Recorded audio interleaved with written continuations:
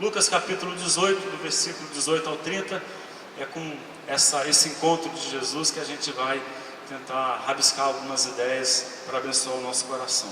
Você pode acompanhar comigo a leitura do texto. Eu leio na Nova Versão Internacional, que diz assim: certo homem importante lhe perguntou: bom mestre, que farei para herdar a vida eterna? Por que você me chama bom? Respondeu Jesus: não há ninguém que seja bom, a não ser somente Deus. Você conhece os mandamentos: não adulterarás, não adulterarás, não matarás, não furtarás, não darás falso testemunho, honra teu pai e tua mãe. A tudo isso tenho obedecido desde a adolescência, disse ele. Ao ouvir isso, disse-lhe Jesus: falta-lhe ainda uma coisa. Venda tudo que você possui e dê o dinheiro aos pobres, e você terá um tesouro nos céus. Depois venha e siga-me. Ouvindo isso, ele ficou triste, porque era muito rico. Vendo-o entristecido, Jesus disse: como é difícil aos ricos entrar no reino de Deus. De fato, é mais fácil passar um camelo pelo fundo de uma agulha do que um rico entrar no reino de Deus. Os que ouviram isso perguntaram: então, quem pode ser salvo? Perceba que a questão não é só o cara que é rico, né? É a ganância, a vontade de ser, né? Quem pode ser salvo? Os discípulos, que eram pobres, levantaram a questão. Jesus respondeu: o que é impossível para os homens é possível para Deus. Isso não lhe toca? O que é impossível para os homens é possível para Deus. Pedro lhe disse: nós deixamos tudo que tínhamos para seguir-te. Respondeu Jesus: digo-lhes a verdade, ninguém que tenha deixado casa, mulher, irmãos, pai ou filhos, por causa do reino de Deus, deixará de receber na presente era muitas vezes mais, e na era futura a vida eterna. Amém? Olha Deus comigo, vamos orar juntos.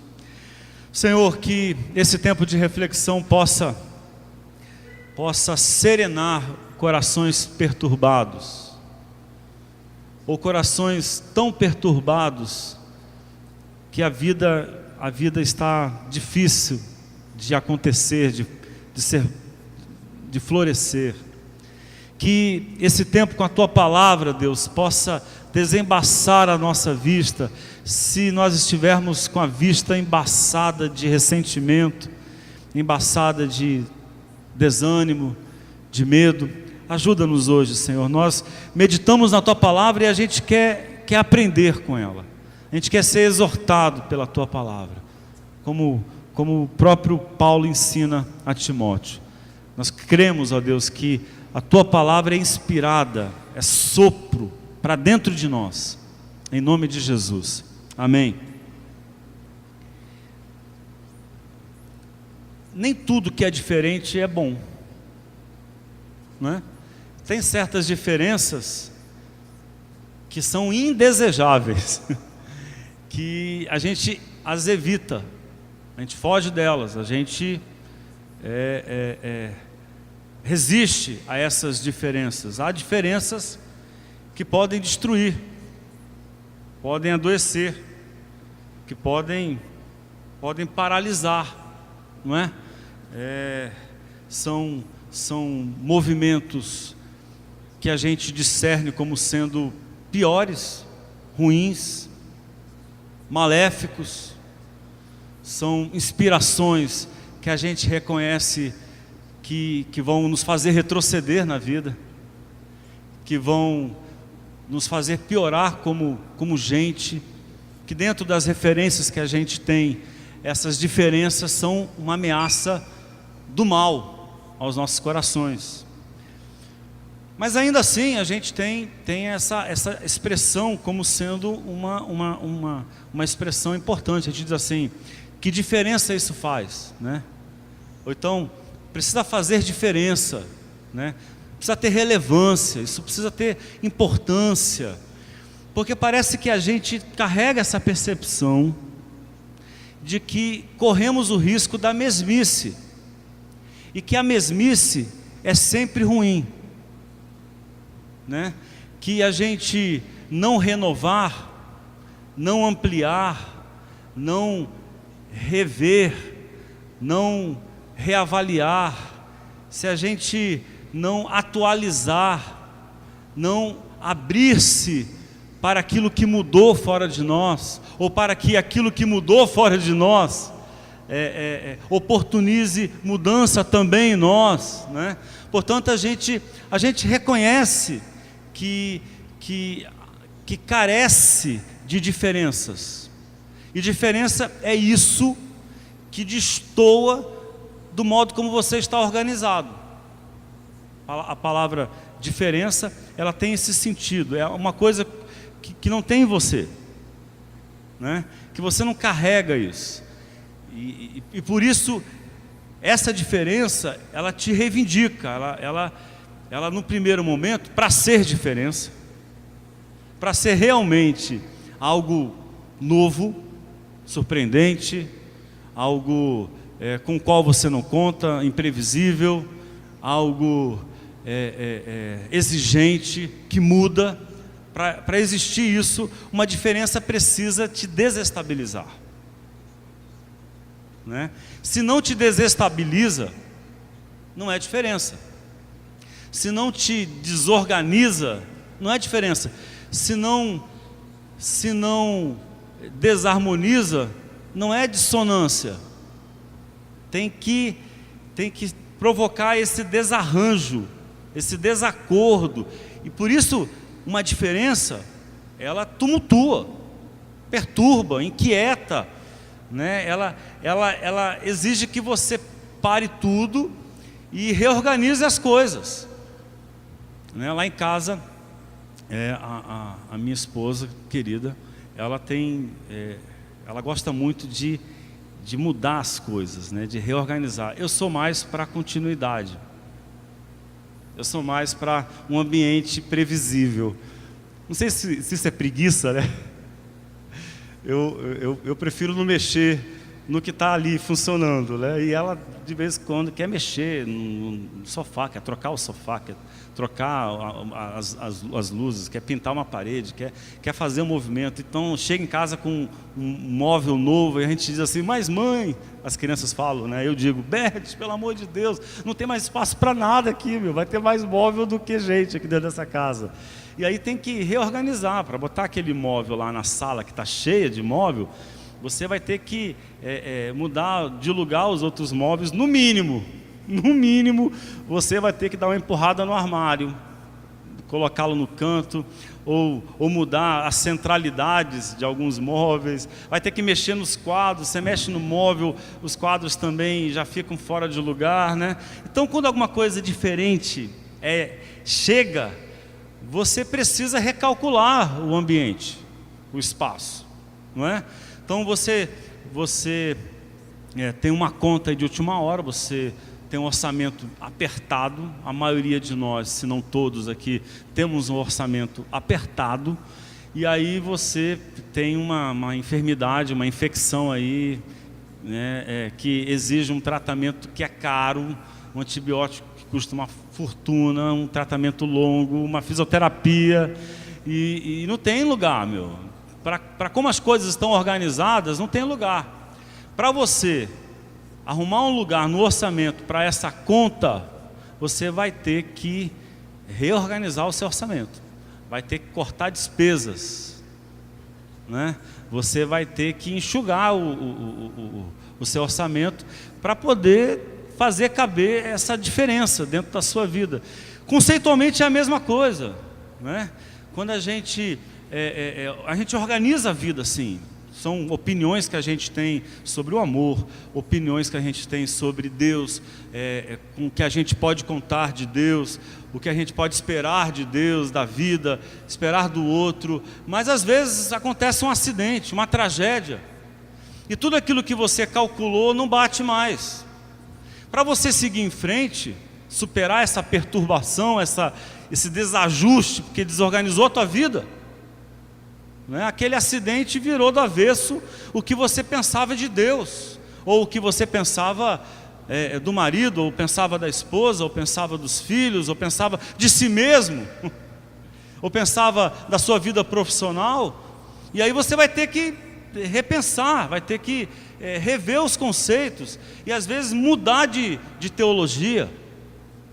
Você achava que estava crendo da melhor maneira possível, e descobriu que Deus não é isso que você pensava. E eu vejo esse encontro como uma ilustração do que é exatamente o modo como Deus nos salva, não é? Parece que é assim que Deus chega entre nós. Deus chega entre nós apresentando uma diferença tão radical em Jesus, um jeito de viver que destoa de tal forma dos valores com os quais as pessoas estavam acostumadas, que conviver com Jesus, se encontrar com Jesus, ouvir o que Ele tem para dizer, ouvir as histórias dEle, absorver os conceitos dEle, implica numa desorganização completa da vida. É por isso que os discípulos sofrem. É por isso que aquele que se encontra com Jesus nem sempre tem paz. Alguém um dia me chamou a atenção: pastor, às vezes você perturba muito as pessoas, suas pregações, né? Eu já recebi essa exortação algumas vezes, mas há algum tempo eu recebi essa exortação de um irmão aqui na Bethesda: você inquieta muito, você provoca muito, você é muito polêmico, pastor. Aí eu falei assim: mas eu sou seguidor de Jesus, meu amigo. Se eu vou pregar o evangelho de Jesus, para eu não ser polêmico, só tem uma chance: eu tenho que domesticar Jesus, eu tenho que amordaçar o Jesus dos evangelhos. Porque quem acha que andar com Jesus era a coisa mais fofa do mundo, não leu ou não entendeu o evangelho. Andar com Jesus era perturbador, porque ele exigia o tempo todo que as pessoas ressignificassem os seus pensamentos. Ele exigia, ele estendia a mão para aqueles que eram considerados impuros. Ele abraçava e acolhia aqueles que eram tidos como malignos. Ele dava a segunda chance para aqueles que já estavam no inferno existencial. Então o tempo todo Jesus é escandaloso, é polêmico, ele é essa diferença chocante que nos convida a repensar a nossa história, o nosso caminho. E eu queria, nesse encontro com o jovem rico, produzir alguns conceitos sobre essa diferença que Jesus pode e deve produzir no nosso modo de viver. Primeiro, com Jesus, você percebe que viver bem não é uma questão de como fazer, mas para quem fazer. Com Jesus, você percebe que ir bem na vida, e eu estou dizendo aqui, ir bem na vida, estou dizendo viver bem, como sinônimo de vida eterna, essa vida que está tão bem encaminhada que eu quero para sempre. É assim que eu quero existir enquanto vida houver, não é? Vida eterna. Para se viver bem, a questão não é como fazer ou o que fazer, não é uma questão de desempenho, mas para quem fazer. É uma questão de companhia, como já ilustrou hoje o Johnny, né? Acompanhar é literalmente comer o pão junto. É muito mais uma questão de com quem fazer, com quem colocar a intensidade da minha vida, do que o que fazer ou como fazer. Olha só o que dizem os versículos 21 e 22 da conversa de Jesus com o jovem rico.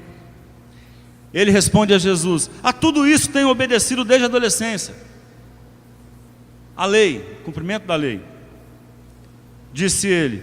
Ao ouvir isso, disse-lhe Jesus: falta-lhe ainda uma coisa. Venda tudo que você possui e dê o dinheiro aos pobres, e você terá um tesouro nos céus. Depois venha e siga-me. Ora, o jovem fez uma fortuna, mas a sua alma não era próspera. Ele era santo, mas não tinha gosto com a vida que tinha, com a vida que vivia. Ele fez tudo o que a lei manda, ou mandava, mas parece ainda faltar algo, né? Porque Jesus, ele faz um resumão da lei: não adulterarás, não matarás, não darás falso testemunho, amarás o próximo, tal. Aí ele faz isso e viverás. Aí ele diz: eu já fiz tudo, né? Eu fiz tudo, o que falta? Ou seja, mesmo todo o desempenho dele, que parece que é um grande desempenho, porque ele é um sucesso como administrador, ele administrou bem os bens dele, ou administrou bem as oportunidades, ele sabe juntar dinheiro, ele sabe acumular riqueza, ele é competente como religioso, porque ele conseguiu essa façanha, e não parece ser arrogante aqui, não é? Ele não chega aqui garganteando, ele não chega se arrogando aqui diante de Jesus. Cristo é que o confrontou, ele falou: mas eu já fiz tudo isso. Parece que ele tira do coração: eu sou crente, eu sou bem crente, Jesus, mas não dei conta de viver com gosto. Mesmo fazendo bem todas as coisas, lhe falta ainda. E aí Jesus lhe faz uma proposta, que é uma virada radical no seu projeto, né? Então vamos mudar o sentido da sua vida, mais do que mudar os processos da sua vida, mais do que mudar as técnicas, mudar o sentido, para onde você vai com tudo que você já sabe fazer tão bem feito, para onde você vai com essa religião tão boa que você tem, para onde você vai com essas habilidades profissionais tão boas que você tem, para onde você vai com essa sua competência, para onde você vai com esse conhecimento todo que você acumulou, para onde você está indo? E aí Cristo diz: em vez de acumular, doe. É uma guinada, é uma reviravolta. Em vez do orgulho religioso, a humildade generosa. Em vez do apego à vida segura, o desapego amoroso. E aí entenda que Jesus não propõe qualquer tipo de comunhão, porque às vezes a gente se distrai aqui, se diverte com essa coisa fofa da comunhão do reino de Deus, que o reino de Deus é amor, é amar ao próximo. E aí a gente tem uma turminha, né? A patota, que é quase uma quadrilha, né? A galera, sabe, o chapinho, o pessoal de perto, o pessoal do coração, e a gente acha que é disso aqui que Jesus fala, que o amor é isso aqui. Mas o amor é muito mais vertiginoso, ele é muito mais aberto, ele não fecha, ele não estreita. O amor, ele escancara o teu coração para sentir aqueles que mais precisam de você. Não é qualquer tipo de comunhão, é aquela que abençoa os pobres, os mais sofridos, as vítimas. E aí deixa eu dizer uma coisa para você: o reino de Deus é político.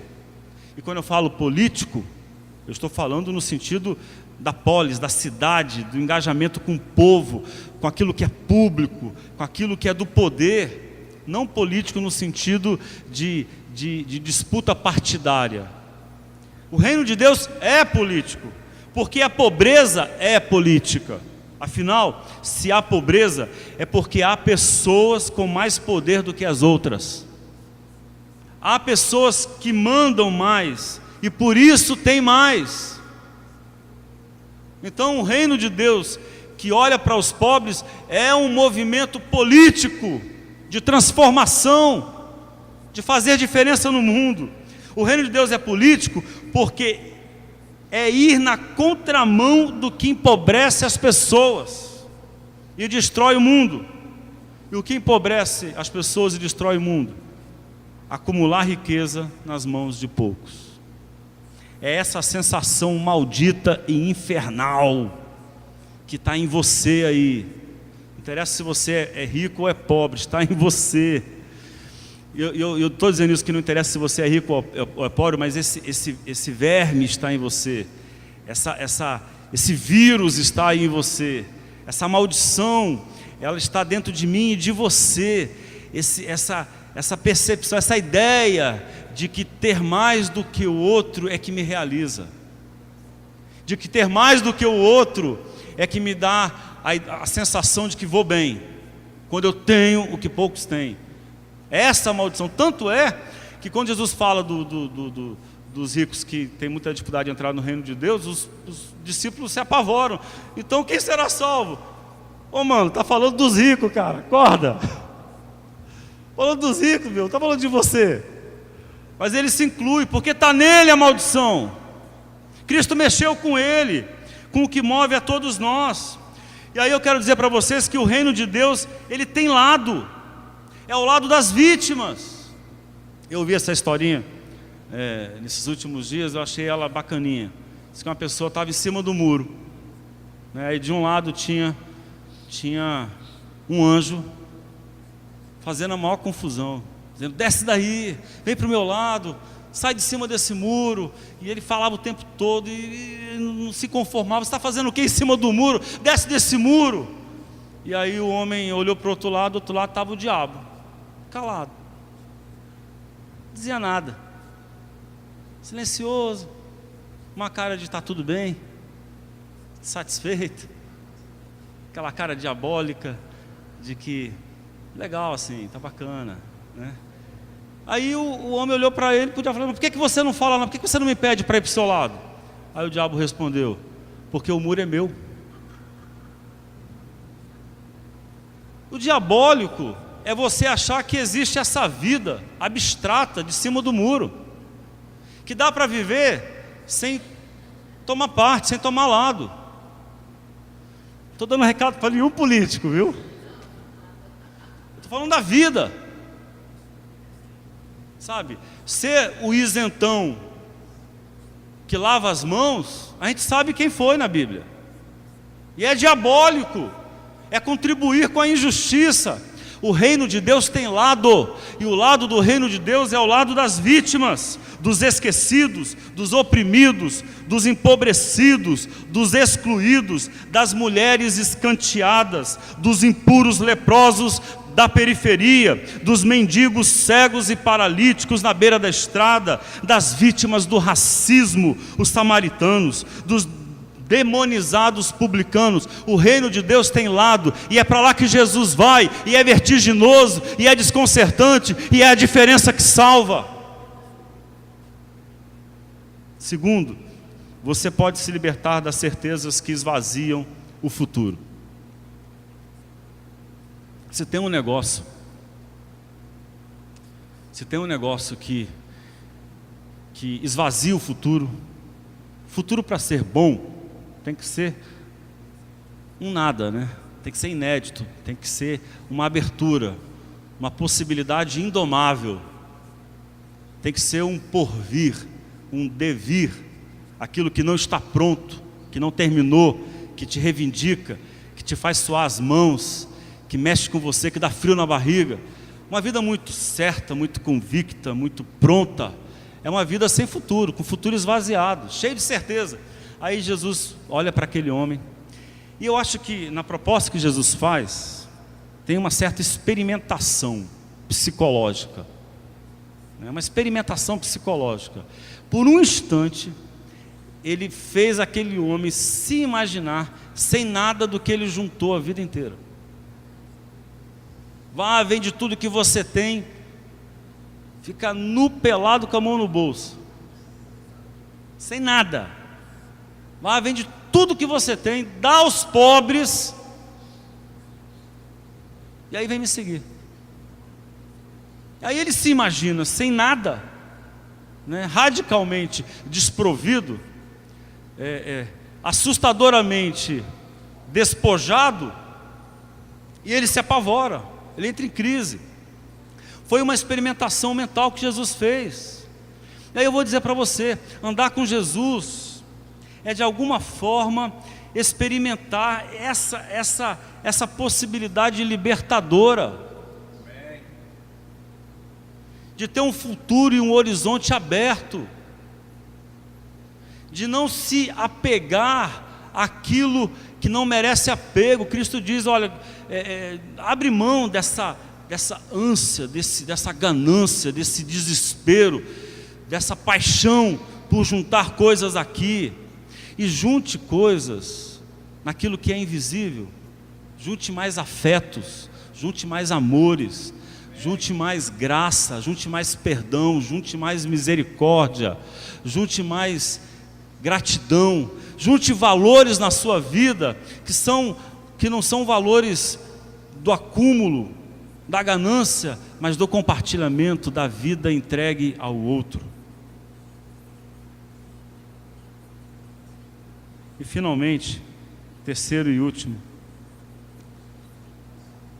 perceba que um caminho sem saída pode ser o princípio de um caminho inesperado. Cristo faz uma afirmação que é difícil de ouvir, né? Ele diz, olha para o jovem rico que se entristeceu e vazou, foi embora. Ele diz, é muito difícil para o rico dar conta do amor. É muito difícil.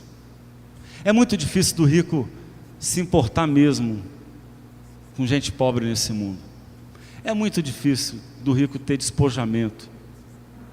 É muito difícil. Aí ele diz, é muito difícil. É tão difícil quanto um camelo passar pelo fundo de uma agulha. Ou seja, impossível. E aí eu sempre faço referência a isso para poder consertar o prejuízo que se causou com essa hermenêutica fofinha que as pessoas tentam aplicar à Bíblia, né? Cristo usou uma figura de linguagem aqui, um exagero, né? Um pleonasmo. É tão difícil que é como um camelo passar pelo fundo de uma agulha. Aí o pessoal diz, não, existia uma porta que era chamada agulha, e essa porta ela era muito baixinha, muito pequenininha, e aí os comerciantes chegavam de noite e tinham que fazer o camelo se ajoelhar e passar, né? E como os camelos não conseguiam fazer isso, eles tinham que dormir do lado de fora e ficavam expostos aos assaltantes, era muito perigoso. Falei, história bacana essa aí, achei bem legal essa história. Aí outra que eu ouvi foi assim, que o camelo era o nome que se dava a um nó. O pessoal é criativo na hermenêutica. O camelo é um nome que se dava para um nó, e esse nó é um nó muito, muito grande, e se você dá esse nó, não passa no fundo da agulha. Pô, legal demais. Aí eu fui pesquisar isso, faz tempo que eu fiz isso, viu? Pesquisei tudo que eu podia pesquisar, até que encontrei alguém dizendo assim, isso nunca existiu um nó chamado camelo, nunca existiu uma porta chamada agulha. Então, mano, Jesus é esse cara mesmo, ele é craque com as palavras, é cheio de pleonasmo, ele é irônico, ele é provocativo, ele é a diferença diante de nós. E aí ele diz isso para dizer assim, é um beco sem saída. A riqueza, ela vai te destruir. Se você viver para ser rico, você vai num beco sem saída. E aí os discípulos se apavoram, né? Quem vai ser salvo agora? E repito, porque a questão não é com os ricos apenas, a questão é com esse verme aí que está em nós, corroendo, né? Destruindo a gente por dentro, chamado ganância, essa vontade de ter mais do que os outros, que acontece em qualquer nível de riqueza que a pessoa possa ter. E Cristo dá a resposta, o que é impossível para os homens, é possível para Deus. E aí eu não acredito que Jesus quis dizer assim, tem gente que só Deus, né? Tem gente que se converte mais fácil, o cara for lascado, assim, que nem a gente aqui, se converte mais fácil. Mas se o cara for bem rico, aí só Deus, meu. Não acho que é isso, não faz o menor sentido, né? Ficou feio até dizer, não ficou? Ou então dizer assim, que Deus, ele tem uma ação milagrosa, mágica, sobrenatural, que ele arbitrariamente, mesmo que a pessoa não queira, mesmo que seja um muquirana, um ganancioso, um avarento miserável, mesmo assim, Deus de cima para baixo, ele enfia o evangelho goela dentro e salva o cara, e o cara fica bom. Eu acho que também não é isso. Então o que é? É a percepção mais linda da graça de Deus, que quando a gente chega nesses becos sem saída da nossa vida, nesses descaminhos que a gente vê dentro de nós, e diz, acabou, nesse fim de linha que a gente vê no nosso mundo e diz, foi-se a esperança, é aí que Deus se apresenta a nós como um vento esperançoso, uma brisa criativa e esperançosa. O fim do caminho pode nos indicar que esse sistema, que esse jeito com o qual a gente organizou a vida, que esse caminho que a gente seguiu, ele acabou, ele se esgotou, mas é possível um outro caminho. E esse outro caminho que reorienta a vida, esse outro caminho que nega tudo o que se esgotou, esse outro caminho que se apresenta como uma saída quando não havia mais saída, o nome dele é Deus. É Deus. Nada é mais divino do que você chegar ao fim da linha, ao fim do caminho, ao beco sem saída, à aporia, e descobrir e desistir desse caminho, não para desistir de caminhar, desistir desse caminho para não desistir de caminhar, e se aventurar por outro caminho, um outro jeito de viver, uma outra mentalidade, uma outra história, um outro processo, mas não desistir de caminhar, desistir do caminho que chegou ao fim, mas não desistir de caminhar. Há um outro caminho, e o nome dele é Deus. Talvez por isso, e não por acaso, Jesus tenha dito, eu sou o caminho, a verdade e a vida, e ninguém vai ao Pai se não for por mim. Vamos ficar em pé, em nome de Jesus.